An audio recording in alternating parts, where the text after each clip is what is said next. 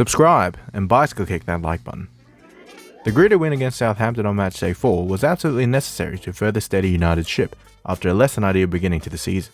The Saints had followed up their encouraging performance with a win against Chelsea, which highlighted just how formidable they were as an opposition and how valuable the away win really was. With the fixture marking the end of games in August, Lisandro Martinez was officially awarded the Player of the Month. Well deserved indeed. Long may it continue. United's Europa League group stage fixtures would also be confirmed.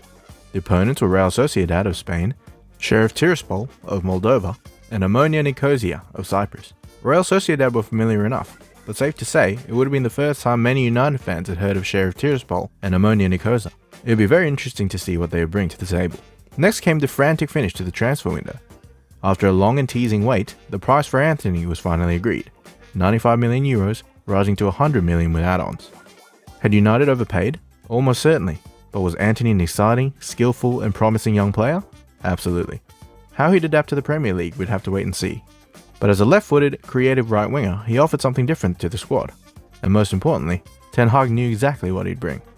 Welcome, Antony.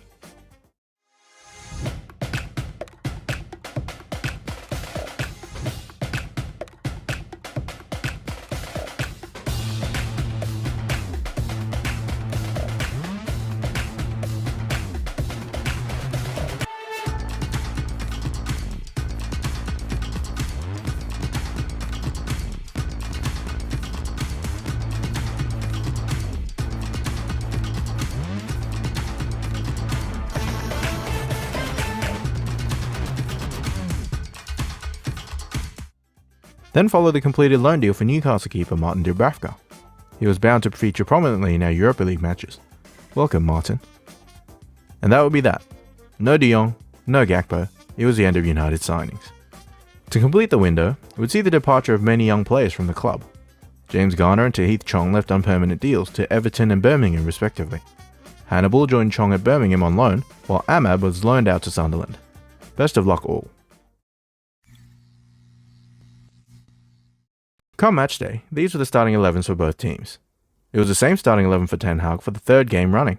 Many were getting used to the idea of Maguire and Ronaldo on the bench now, and Casemiro's full United debut would have to wait at least until the next week.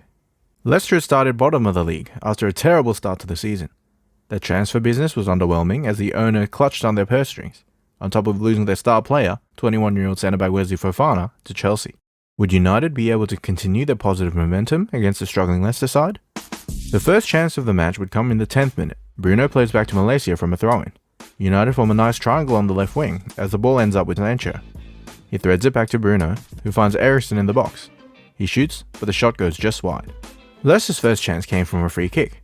Maddison nonchalantly walks up to the ball and lays the ball off to change the angle, and Dewsbury Hall strikes it. A well-rehearsed move, but De Gea makes a comfortable save. Throughout the match, Leicester made a concerted effort to play almost exclusively down the left side. In an example from the 19th minute, you can see just how overloaded they are to the left. Even when they did play out to the right, the ball would find its way back over on the left very quickly. Ndidi plays the ball to Justin, who plays a first-time flick towards the middle of the field. Vardy recovers the loose ball and swings it out to the left. Barnes, who had a lot of jaw down the left wing on the night, drives with the ball, but as he cuts in, McTominay is there to cut it out. A clear tactic by United from the get-go was to get Bruno drifting out to the wings during build-up, especially during transition. Here he is in the 2nd minute on the right flank, and here he is on the left flank in the 4th minute.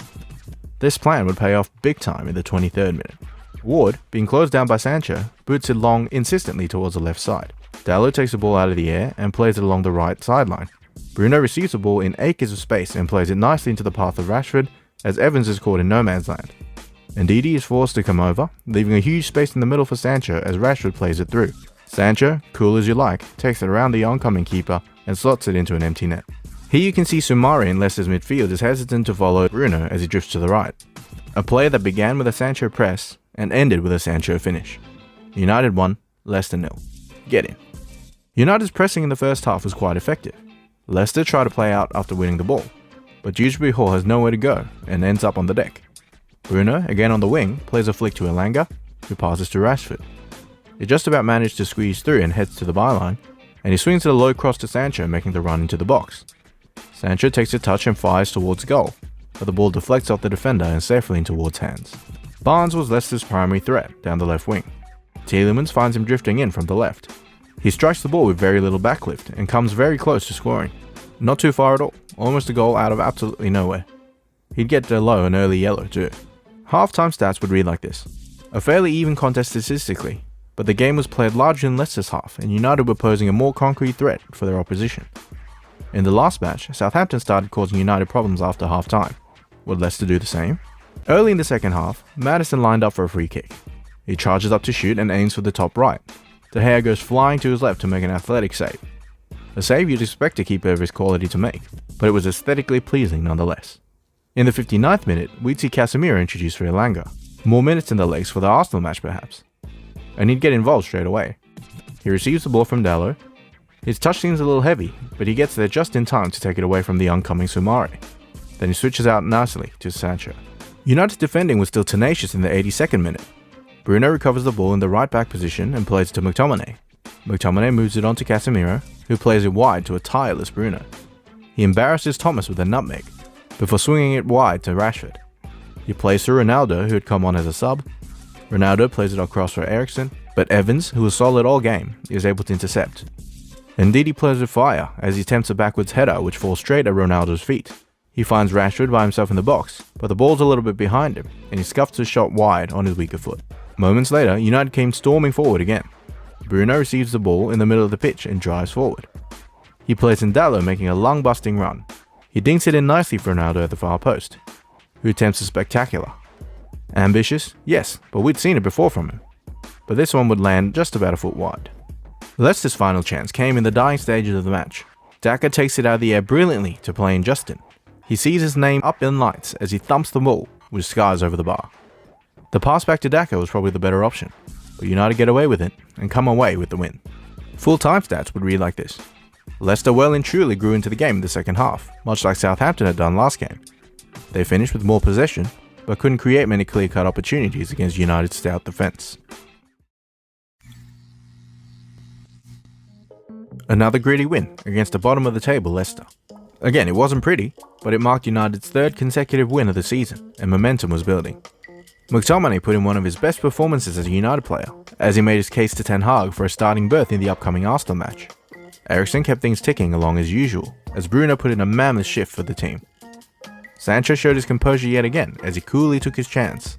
Rashford was quickly becoming Ten Hag's favourite, as he grew into his hybrid striker-winger role, and came away with an assist. United's new look back four was really starting to settle in, and brought an air of confidence to United's defence that the fans hadn't felt in years. With the transfer window now concluded, the focus was well and truly on the football, and fans were excited. The next match would be against an undefeated Arsenal, who were playing some good football under Arteta. Was this finally the game for Casemiro to make his full United debut? Would Antony be ready for an immediate start on the right flank?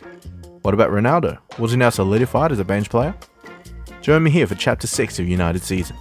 Like the video, subscribe to the channel, and leave your comments on the Leicester game down below.